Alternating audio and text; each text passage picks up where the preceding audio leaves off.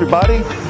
Today is Feast of Saints Cornelius and Cyprian. Now, for me, when I'm coming across these saints' feasts, it reminds me a little bit of looking in my parents' old picture albums. So, oh, this is your uncle so-and-so, and this is your aunt so-and-so, and they're from here and they're from there, and it's kind of hard to make much out of it, but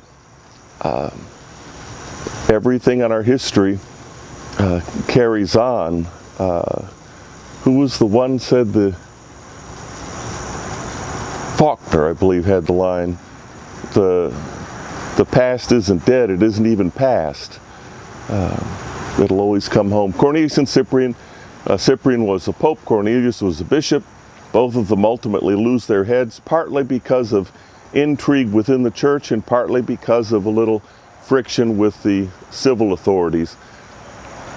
There's nothing new under the sun.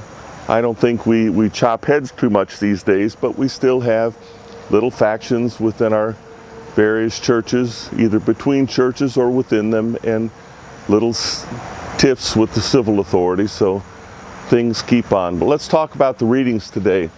We got good readings. The first one is, I call this the lawyer's special, or maybe because lawyers make their money often enough, at least we focus on trial lawyers, by arguing. And St. Paul begins by saying, or no, I guess it's St. James, let no one have contempt for your youth. The ad hominem argument is always the sign that your opponent has lost the logical argument. And so therefore they're going to go to something personal. Either you're too young, or you're too ugly, or you're the wrong gender, or you're the wrong ethnicity, or you're too big for your britches, or blah, blah, blah. You know, I've got a doctorate from Yale, and you only have an undergraduate degree from Georgia. And therefore, well, therefore nothing. That has nothing to do with the argument.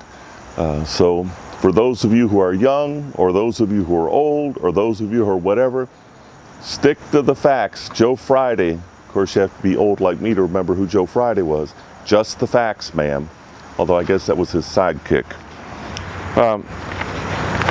The story we have in the gospel today is a particular favorite of mine. Now, here I'm going to be really pretentious. I think most scripture scholars overlook what to me is perfectly obvious. In Jesus' day, and especially among pious Jews, women and men did not eat together. The men ate separately. Also, this is a part that nothing changes. Let's face it, Simon the Pharisee is throwing the dinner party, but Mrs. Simon is in charge of it, right? I mean, come on, is any wife going to let somebody she doesn't want in her house if her husband hasn't cleared it with her? Now you got this sleazy woman that comes in, throws herself all over Jesus. There's a little, every time I read this thing, I find another little detail. You know, she weeps and cleans Jesus' feet with her hair. Well, what's that about? Pious folks usually look at it and say, well, that's just showing her extreme humility. And it could be. On the other hand, if she's a sleazeball that's been set up by Simon to embarrass Jesus, all the better that she fusses over his feet, because feet was a euphemism in that cultural milieu for more private parts. And so the guests would have been guffawing as here she is fussing over the feet of the great preacher. Jesus had every right to get up, stomp out of there and say a bunch of stuff, but all that would have done was delight the crowd. Jesus, if nothing else, is very clever.